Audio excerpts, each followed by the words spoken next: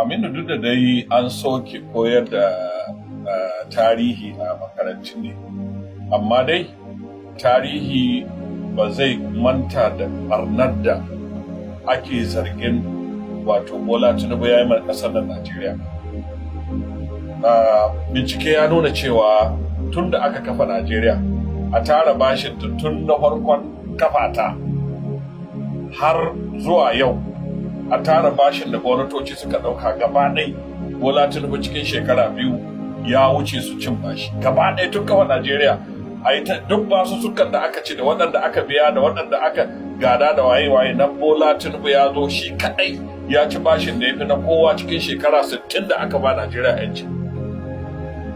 To ba cin bashi ne matsalar ba, akwai ayoyin tambaya.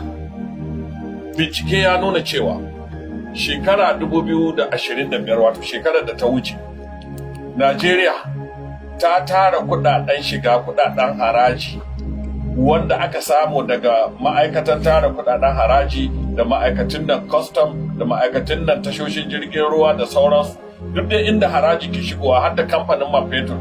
Najeriya ta samu kuɗin da ya kai tiriliyon 100. Tiriliyon 100 wani ya wuce kasafin kuɗin, ya ma wuce kasafin kuɗi, domin kasafin kuɗin da aka yi na tiriliyon 15 ne, amma sai ta samu tiriliyon 100. Sa'an nan aka jaye tallafin man fetur. Don haka kudaden makudan kudin da Najeriya ke warewa domin biyan tallafin man fetur ta hutar da kanta, yanzu ba a biyan su. Sa'an nan farashin man fetur ya yi sama fiye da shekarun baya, wanda ke nuna cewa tun da farashin man fetur ya yi sama, to man fetur kudin da ake samu daga man fetur su ma za su yi sama. Sa'an nan yawan man fetur ɗin da ake haƙowa a Najeriya kuma ya zo ya wuce na sauran gwamnatoci, ya yi sama shi ma. Tun da ko ana haƙo shi da yawa ana sai da shi kasuwa, to kenan kuɗaɗen shiga na man fetur su ma za su yawa. Shi ya sa ma'aikatan man fetur cikin shekara guda ta tara fiye da tiriliyan 60. Aminu, duk da waɗannan abubuwan sai aka samu ga waɗannan ɗimbin kuɗin da ke shigowa ga aljihun Najeriya ƙarƙashin Bola Tinubu, kuma aka ce aka ciyo bashi na cikin shekara 2 da yake na mulki, ya ciyo bashi fiye da tiriliyon 200. A duk tarihin Afirka babu wata ƙasar da ta ci ko da rabin bashin da Najeriya ta ci. Abin mamaki ne, baka da talauci kana cin bashi. To an yarda kowace ƙasa ta duniya tana cin bashi, amma abin tambaya mai ake da bashi in an ci. Waɗanne irin ayyuka ne yau idan da za ka tsare wanda ya fi kowa ƙaunar Bola Tinubu a Najeriya, ka zaunar da shi in dai bai rena ka ba. Don akwai wani bayani da 'yan siyasa ke ma mutane na renin wayo. To in bai rena ma wayo ba, ya gaya maka ayyukan da aka yi da rabin kuɗaɗen da Najeriya ta samu shekara guda 2025 kusan tiriliyon 100, a gaya ma ina na aka yi kashe tiriliyon 100. Tiriliyon muke magana ba miliyon ba biliyon ba. Ina aka kashe su. Amma bincike ya nuna yawo ɗaya da shugaban ƙasa ya yi ya zama yadda kasar leda, haka shugaba Tinubu yake. Yawo ɗaya da ya na ƙasashen waje ya kashe yadda biliyon 20 cikin shekara guda.